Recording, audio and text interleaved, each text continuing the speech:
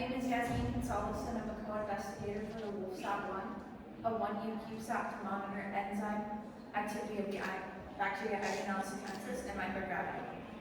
I'm a fourth-year student at the University of Florida, and presenting with me today is Dylan Kiesling. Hello everyone, my name is Dylan Kiesling, and I'm a 9th grade member at Stanford University Online High School.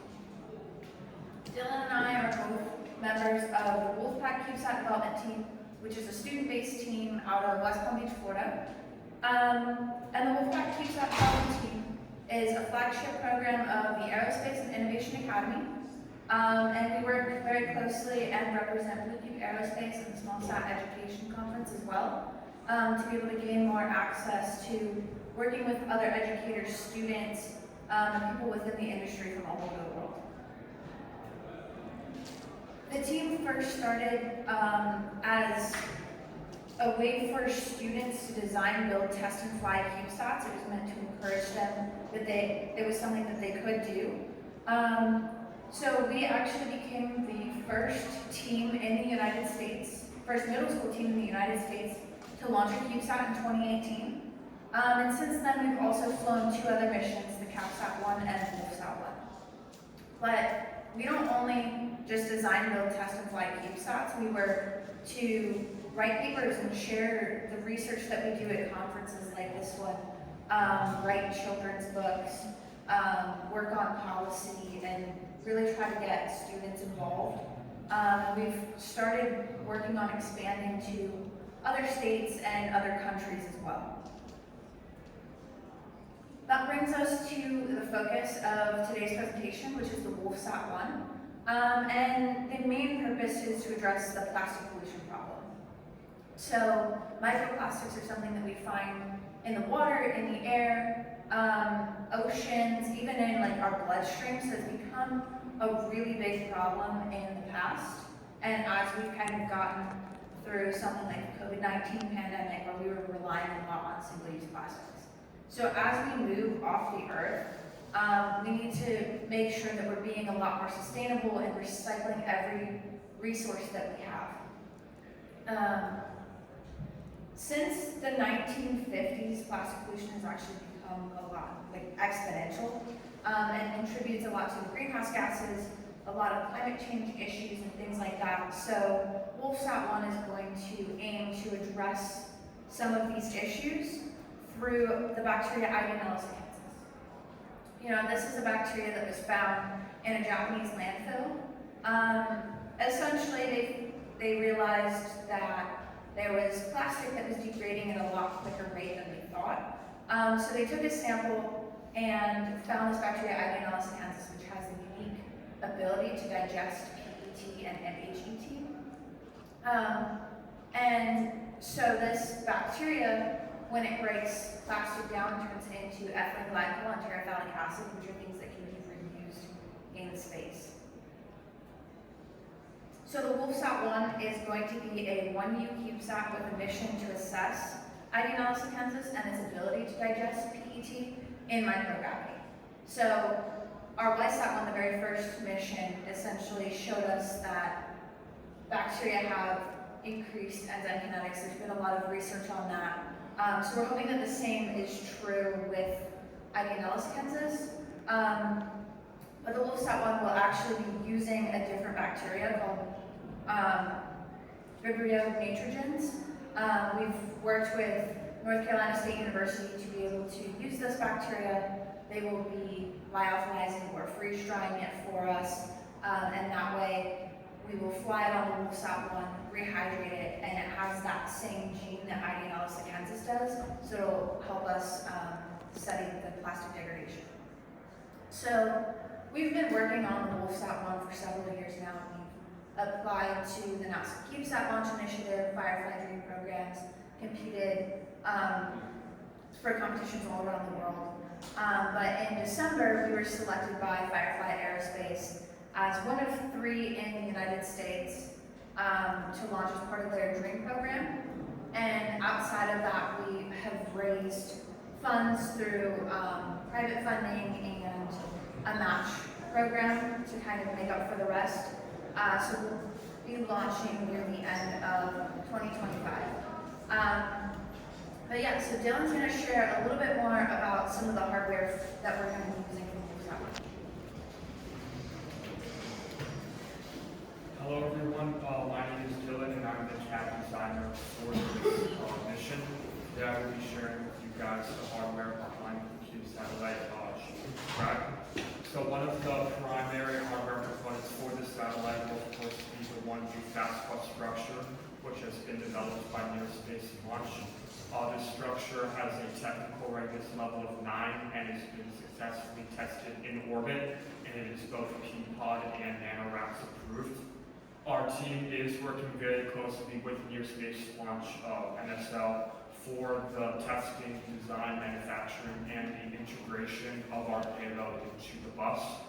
NSL has very state-of-the-art facilities such as a well-maintained clean room, which we will be using, as well as a vacuum chamber which can simulate the conditions found in space. So our payload will be analyzing how effectively the bacteria can digest and degrade a polymer sample in the microgravity environment. So as you can see here in some of the first CAD images, the entire payload, which consists of the polymer sample, will be enclosed within a M1 manufacturing box, which is around 2.5 inches in length and width, and around 1.5 inches in height. The Arduino Nano, which is the primary microcontroller for our Cube satellite, will provide all power to our payload electronics. Our micro pump is designed for 4 pumps to run on one Arduino, and our payload only has 1 pump, but it also has an LED and photoresistor, which all consume very negligible power, allowing the Arduino Nano to provide enough voltage to all our payload electronics. So to actually measure how well the bacteria is digesting and degrading the polymer sample, we will be using an LED and photodiode system. So once in orbit, the bacteria will be allowed to start degrading and digesting the polymer sample as the LED is lit against one side of the polymer sample. And then we're going to have a photodiode, which will be placed on the opposite side of the sample, which will be able to detect and report any photons going through it. So our hopes are, as the bacteria digests the PET plastic, the sample is going to start to degrade, and as this happens, more and more photons should pass through it, at which time the photodiode will detect this increase and report it to a microcontroller. Our payload hardware centers around an Arduino Nano, which communicates with the NSL fast bus. We are also using, in addition to the micropump, an NP load driver, which the Arduino Nano communicates with to control the pump. So as previously mentioned, our payload uses an LED and photodiode to measure the bacteria and report that data. And we also have a resistor and thermistor, which will make sure the bacteria does not become excessively cold. And then also, all our payload operations will be paused when our fast bus enters modes 8 or 9, which is caused by low power in the satellite's batteries. It's also important, additionally, all the bacteria will remain dormant. It's going to be freeze-dried before our actual experiment in the orbit begins. Once in orbit, the bacteria will be reanimated by the pumping of liquids and various other nutrients. And then once the bacteria is reanimated, nutrients will be pumped to it at regular time intervals to prevent starvation. And then a thermistor and resistor will also be activated, which will measure the temperature of the bacteria. And then if that gets excessively cold, then the resistor will activate, which will then heat the bacteria. And then all thermistor and photodiode data will be sent down to the ground in periodic data packets. And then, as far as the communication systems, our satellite is using an S4 I-Star radio. This radio was developed by NSL engineers and operated operate solely based on space-based networks, which is going to eliminate any reliance on ground-based stations that we would need for low bandwidth connectivity. We are also using the Iridium network, which reduces latency and will provide us with up and down link in seconds. And then additionally, to communicate with our satellite as well as receive data, we're going to be using an HTML-based NSL console.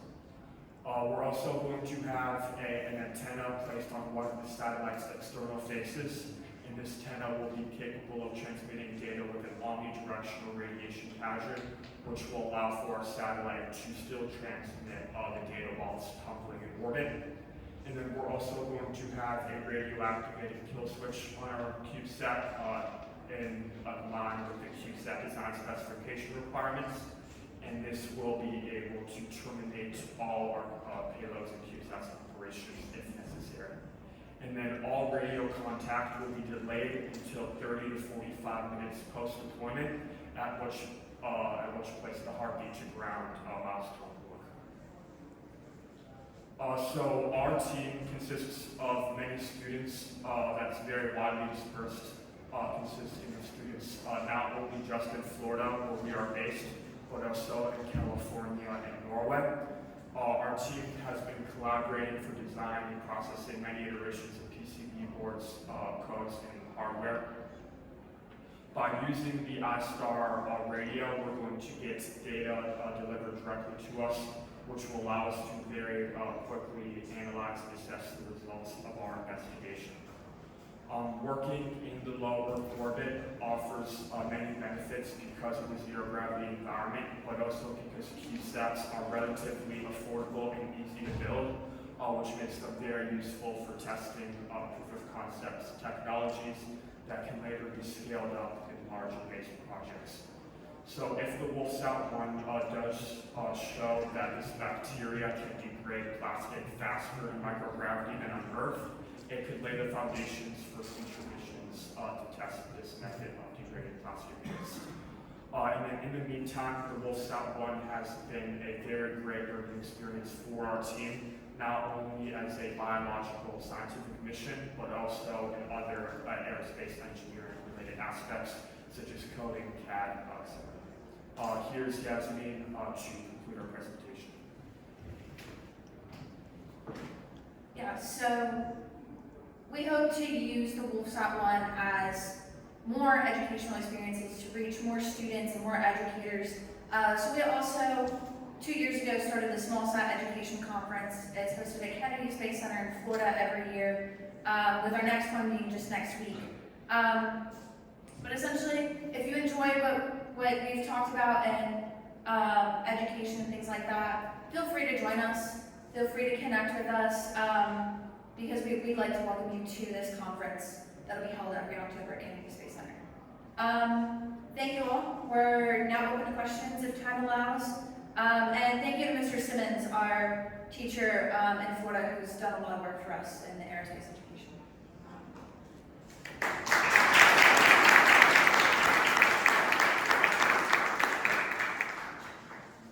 We have time for questions. I think the deadline for the video satellite mission is the same for another type of mission, or have a different deadline to integrate the deployments and the launcher. I'm sorry, I didn't get the first part of the question.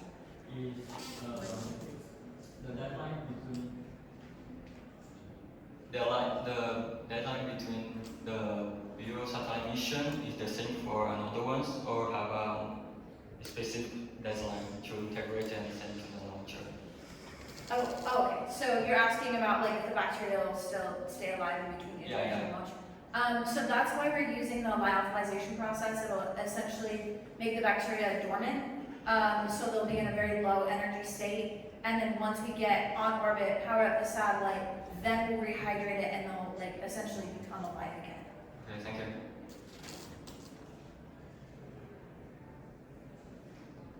no one more question? How long did it take from mission to the last mission? How long is the mission for what? How long did it take from mission to the landing? How long? So the bacteria, we hope, will stay alive fly for about a week, if that's what your question is. But the satellite should stay in orbit depending on the orbit that we're put in for up to a couple of years. So how long did it take from the mission definition to the launching the Develop the project from Oh, So okay. how many years do you need to develop this CubeSat? Gotcha. So we've been working on it for a couple of years. I've been a part of it for about 2.5 years. I think it was started about a year or two before that. But now, since we were selected to launch, we have about 2 years to actually build, design the CubeSat before we have to launch it by the end of next year. And how did you get the funding to develop this CubeSat? How did you get the funding to develop this CubeSat? Funding? Oh, okay. So we applied to the Firefly Aerospace Dream Program. They essentially opened up an initiative where you can secure a ride to space, and then to design and build the CubeSat, we did a lot of fundraising on the inside through private funding, and then we got a foundation match to sponsor the rest. Okay, thank you very much. Thank you. Other questions probably will be. Yeah, and if you guys have more questions, just feel free to ask them. Okay. Yeah, thank you guys.